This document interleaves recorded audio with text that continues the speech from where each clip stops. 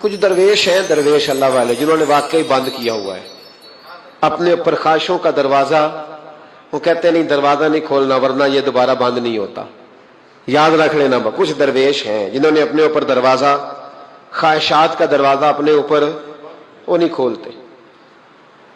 ایک سلطان یحییٰ نام کا بادشاہ گزرا ہے، عرب کے کچھ حصوں کا حکمران تھا، تو اس کو بڑا شوق تھا لوگوں کو بانٹنے کا. دو قسم کے لوگ ہوتے ہیں نا، کچھ کو جمع کرنے کا شوق ہوتا ہے، کچھ کو شوق ہوتا ہے کوئی روٹی کھا لے. حضرت ابراہیم علیہ السلام بغیر مہمان کے کھانا، کچھ ایسے بھی ہوتے ہیں جن کے گھر بندہ چلا جائے تو پتیلی پہ ڈھکنا دے لیتے ہیں. اپنا اپنا فرق ہے نا جی، ہر آدمی کا اپنا اپنا ذوق ہے. منت کرتے ہیں کسی کی. مجھے بڑی بات پسند ہے شیخ سعدی کی، قرضے لے لے کے مہمان نوازی کرتے تھے. ایک دن سارے مقروض کٹھے ہو گئے، کہنے لگے بابے پیسے دے. بابا جی کہتے ہیں وہ پیسے مانگ رہے ہیں، مجھے ٹینشن ہے کہ انہوں نے کھوایا کچھ نہیں، مجھے پریشانی لگی. ایک بچہ کوئی چیز بیچ رہا تھا، وہ کھیل مرونڈا نہیں بیچتے بچے، وہ بیچ رہا تھا تو آ گیا، تو کہنے لگا لینی ہے. تو بابا جی کہنے لگے میرے مہمانوں کو کھلا دے ساری. بچہ بھی راضی ہو گیا کہ سارا اکٹھا ہی گاہک مل گیا. تو سارا جب کھلا دیا کہنے لگا پیسے. تو شیخ سعدی فرمانے لگے تو بھی بیٹھ جا، یہ سارے پیسے لینے آئے ہوئے ہیں، بیٹھ جا، ان کے پیسے انہیں ملیں گے تو تجھے بھی. تو بچہ رو پڑا، رویا، کہنے لگا میں تو یتیم ہوں، 4 بہنیں چھوڑ کے آیا ہوں، اماں کی دوائی بھی لے کے جانی ہے، مجھے تو پیسے چاہیے. بچہ رویا تو شیخ سعدی کا ایک مرید آیا، اس نے لا کے نظر پیش کی، کہ حضور یہ نذرانہ ہے. 400 دینار لایا. تو حضرت سعدی نے سب کو دیے، بچے کو بھی دیے. سب لوگ چلے گئے. تو ان قرض لینے والوں میں سے ایک بندہ سمجھدار تھا، حضرت سعدی کے پاس آ کے کہنے لگا بابا سمجھ نہیں آئی، ہم برسوں سے لینے آ رہے تھے، مل نہیں رہے تھے، کتنے مہینوں سے مانگ رہے ہیں نہیں مل رہے تھے، آج فٹافٹ مل گئے. تو شیخ سعدی بزرگ تھے نا، تو بزرگوں والی بات کر گئے. کہنے لگے تم میں رونے والا کوئی نہیں تھا نا، پوری مجلس میں ایک بھی رونے والا ہو تو سب کا کام بن جاتا ہے. رونے والا عاشق دا کم رونا توڑا، اے بنا رویو نہیں منظوری، بنا رویو نہیں منظوری تے بنا رویو نہیں منظوری. عاشق سدا ہی روندا رہندا، پاویں وصل ہوئے تے پاواں دوری. کا رونے والا ایک آ گیا ہے تو سب کا کام بن گیا ہے. تو کچھ لوگوں کو شوق ہوتا، بادشاہ کو سلطان یحییٰ عرب کے کچھ حصوں کا بادشاہ تھا، شوق بڑا تھا لوگوں کو کھلانے پلانے کا، بڑا شوقین تھا، بڑا بانٹتا تھا. اور کئی دفعہ معاذ اللہ اس پر فخر بھی کرتا تھا جو نہیں کرتا، تکبر سے بھی کہتا تھا بڑی جائیدادیں آؤ جس نے لینا ہے، تکبر بھی کرتا تھا معاذ اللہ جو نہیں کرنا چاہیے تھا. ایک دن جامع مسجد کے باہر کھڑے ہو کے نا بانٹنے لگا. کوئی فقیر آیا تو ایک مٹھی بھر کے شرفیاں دے دی، کسی کو سونا دے دیا، کسی کو چاندی دے دی. ایک درویش بابا جی کونے میں بیٹھے ہوئے، اسی کسی دے کچھ بھی نہیں لگ دے، کوئی ضرورت نہیں، کونے میں بیٹھے. آپ یقین کریں، آپ تھوڑا سا رخ ادھر کریں، دنیا پیچھے پیچھے ہو جاتی ہے. اگر آپ پیچھے بھاگیں گے تو آگے دوڑ کے بھاگے گی. یہ مزاج ہے قوم کا، کسی کا حال پوچھ لیں وہ بگڑ جاتا ہے، کہتا ہے مجھ سے کوئی کام ہوگا تبھی تو پوچھا ہے. اور آپ چپ کر جائیں، خاموش ہو جائے، یہ بھی بڑی مصیبت ہے. کہ پیار کر لیں تو اس کا بھی نقصان دیکھنے میں آتا ہے. کہتے ہیں پتہ نہیں میرے اندر کیا لالچ ہے، کیا خوبی ہے جس وجہ سے مجھ سے اتنی محبت ہو رہی ہے. وہ بابا جی کونے میں توجہ ہی نہیں کی. جب توجہ نہ کی تو سلطان کی توجہ خود بخود ہو گئی. سلطان یحییٰ کہنے لگے بابا کوئی قابل توجہ آدمی ہے، سب لوگ لائنوں میں لگے ہوئے بھاگ رہے ہیں، بادشاہ آیا ہے. یہاں تو شادی پہ کھانا کھل جائے تو بڑے بڑے امیروں کا پتہ چل جاتا ہے کہ بننے کیا لگا ہے. کہتے پتہ نہیں دوبارہ چھوٹے گوشت کی ٹرے آئے گی کہ نہیں آئے گی. اور اتنا سارا رکھ لیتے ہیں کہ علمان والحفیظ، بڑے بڑے امیروں کے پول کھل جاتے ہیں، پتہ چلتا ہے کتنے تگڑے امیر ہیں. تو جب اس نے کہا شرفیاں، سونے، ہیرے، جواہرات، تو جو نہیں تھے فقیر وہ بھی لائنوں میں لگ گئے. لیکن وہ فقیر پھٹے پرانے کپڑے، سانو تخت ہزارے دی لوڑ کیے، نالے کی لگے شہر بمبول دے نال، اسی اپنی بال کے سیکنے، سانو کی لگے کسی اور دے نال. اور اقبال نے اس کی تشریح کی. اقبال کہنے لگے ہوا گو تند و تیز ہے لیکن چراغ اپنا جلا رہا ہے. ہوا گو تند و تیز ہے، تیز ہوا میں چراغ نہیں جلتے. ہوا گو تند و تیز ہے لیکن چراغ اپنا جلا رہا ہے. وہ مرد درویش حق نے جس کو عطا کیے ہیں انداز خوش روانہ، فرماتے ہیں جسے اللہ نے بے نیازی دے دی، لالچ سے دور کر لیا، وہ کسی کی پرواہ، وہ اپنا چراغ جلاتا ہے. اپنی مٹی پہ چلنے کا سلیقہ سیکھو. سنگ مرمر پہ چلو گے تو پھسل جاؤ گے، وہ بابا بیٹھا ہے تو بادشاہ کہنے لگا اسے بھی بلاؤ. بابے کو بلایا, کہنے لگا تجھے کچھ نہیں چاہیے؟ بابا کہنے لگا چاہیے تو بڑا کچھ, پر تجھ سے نہیں چاہیے. کہا کس سے چاہیے؟ فرمایا اس سے چاہیے جو دے کے حساب نہیں پوچھتا, بغیر حساب دیتا ہے, اس سے چاہیے. کہنے لگا نہیں, دروازہ کھلا ہے, تو بھی لے لے. بابا کہنے لگا میں لے تو لوں پر تو دے کچھ نہیں نہ سکتا. بادشاہ کو غصہ آیا, اکڑ تھی, تکبر تھا. کہنے لگا تو کیوں نہیں میں دے سکتا, تو سوال کر.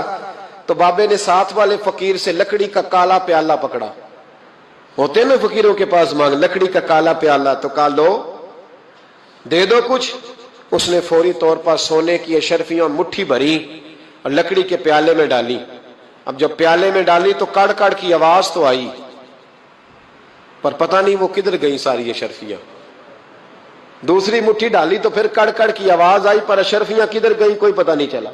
تیسری, چوتھی, پانچویں, بابے کا پیالہ خالی کا خالی. 2 دفعہ بھی, 4 دفعہ بھی. یہ بادشاہ لوگ ضدی ہوتے ہیں, مانتے نہیں جلدی, کیونکہ انہیں کسی نے بتا دیا ہوتا ہے نا سارا کچھ تم ہی ہو, اڑ جاتے. ہاں جو جس منصب پہ بھی بادشاہ ہوتا ہے اڑ جاتا ہے. اس نے کہا میں بھی ضدی ہوں, پیالہ بھر کے چھوڑنا ہے. ایک بوری منگا لی, دوسری منگا لی, تیسری منگا لی. بابا خوش ہے, مطمئن ہے, چلو ڈالو, تم نے کہا تھا ملیں گی. اب وہ مٹھی ڈالتا, کبھی اشرفیاں, کبھی ہیرے, کبھی چاندی, پر پتہ نہیں کدھر جاتی. بالآخر آہستہ آہستہ بیک ہونے لگ گیا. وزیر کہنے لگا بادشاہ پیچھے سے بوریاں ختم ہو گئی ہیں, اب نئی منگانے لگیں گی, پیچھے کوئی چیز بھی نہیں, ختم ہو گیا سارا کچھ. انسان کسی کو کیا دے سکتا ہے؟ کیا ہاں وہ انسان بڑا نوازتے ہیں جن کے پاس خزانے بھی اللہ کے دیے ہوئے ہوتے ہیں, وہ نوازتے ہیں لوگوں کو, وہ نوازتے. کہا تو کیا دے سکتا ہے؟ بادشاہ جب تنگ آ گیا نا بادشاہ, تو گھوڑے سے نیچے اتر آیا اور بابے کے پیروں میں بیٹھ کے کہنے لگا بابا یہ پیالہ ہے کس بلا کا نام؟ نیچے کون سا کنواں ہے کہ جو کنواں جو نیچے گراتا ہی جاتا ہے اور جو بھرتا ہی نہیں ہے؟ تو اب بادشاہ کا ہاتھ رکا تو بابے نے پیالہ چھوڑ دیا اور بڑا قیمتی لفظ کہا. بابا کہنے لگا بادشاہ یہ انسانی خواہشات کا پیالہ ہے, یہ انسان کی خواہشوں کا پیالہ ہے, یہ لالچ کا پیالہ ہے, یہ کبھی بھر سکتا. انسان کبھی کہتا ہے یا اللہ اپنا مکان دے دے بڑا راضی ہوں, اسے اپنا مل جاتا ہے, پھر کہتا ہے نہیں سوسائٹی میں ہونا چاہیے. پھر سوسائٹی میں اللہ دیتا ہے تو کہتا ہے 5 مرلے کا چھوٹا ہے. اس کے نفس کا پیالہ کبھی بھرتا. نبی پاک علیہ السلام نے فرمایا تھا اس خواہش کے پیچھے نہ لگنا جو تمہیں نئی خواہش میں ڈال دے. کوئی نہیں سمجھ آئی بات کیا, بڑی بات کر دی حضور نے ایک جملے. مسند امام احمد بن حنبل میں حدیث ہے, فرمایا اس خواہش کے پیچھے نہ لگنا جو تمہیں ایک نئی خواہش میں ڈال دے, اس کے پیچھے نہ لگنا. اور فرمایا اس خواہش کے پیچھے نہ لگنا جو تمہیں بے جا خواہشوں کے پیچھے لگا دے. لوگوں کے للے تللے, پریشانیاں, آزمائشیں, لالچ, ہوس, وہ پریشانی وہ اتنی اوڑھ لی ہے لوگوں نے کہ دلوں سے تقوی, روحانیت, عبادت, درد, ذوق, شوق ختم ہو گیا. دنیا ہی دنیا بچی ہے, دولت ہی دولت بچی ہے, باقی ہر چیز کو نفس کا سانپ ڈس گیا. محدث ابن جوزی رحمۃ اللہ علیہ فرماتے میرے شہر کا ایک مالدار شخص تھا تو ایک بڑی ناگن خرید کے لایا. ناگن سونے کا انڈا دیتی تھی ناگن, پر انڈا سونے کا انڈا دیتی تھی.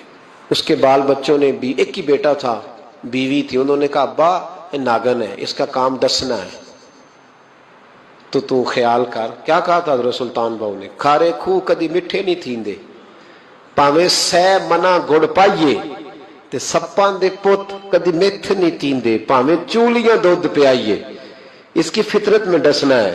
تو یہ ڈسے گی, بات ختم ہو گئی. کہا نہیں, سونے کا انڈا دیتی ہے. رکھ لیا گھر میں.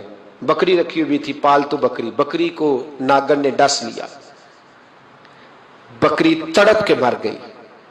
بیوی اور بیٹا کہنے لگے خیال کر, بکری کو ڈس لیا نا اس نے کہا بکری کتنے کی؟ کہا 6 دینار کی. سونے کا انڈا کتنے کا؟ کہا 50,000 دینار کا. تو کہنے لگا چھوڑو, انڈا تو مل رہا ہے نا, اگرچہ ناگن ہے, انڈا تو آ رہا ہے نا. کچھ دنوں کے بعد گھر میں گھوڑا رکھا تھا, گھوڑے کو ڈس لیا, تڑپ کے مرا گھوڑا. اس کو پھر سمجھایا بیوی اور بیٹے نے کہ بس کر دے, یہ ناگن ہے, یہ ڈسے گی. اس نے کہا گھوڑا کتنے کا؟ کہا 20 دینار کا. تو انڈا کتنے کا؟ 50,000 दिनार का तो छोड़ो, घोड़ा मरने तो नया ले आएंगे। अल्लाह अकबर। एक नौकर घर में रखा था जानवरों को चारा डालने को। अचानक उसने चारा जो उठाया तो अंदर वो नागन बैठी थी। उसने हाथ पे डसा, गरीब ने चीखें मारी, चीखें, पर गरीबों की चीखें लोगों को सुनाई नहीं ना देती। गरीबों की चीखें लोग दरवाजे बंद कर लेते। लोगों ने इसलिए काले शीशे लगाए हैं कारों को कि गरीबों की चीखें ना दिखाई दे ना सुनाई दे। नागन ने डसा, चीखने लगा नौकर, लेकिन गरीब का खून भी सस्ता होता है ना, उसका सारा वजूद जहर से फट गया।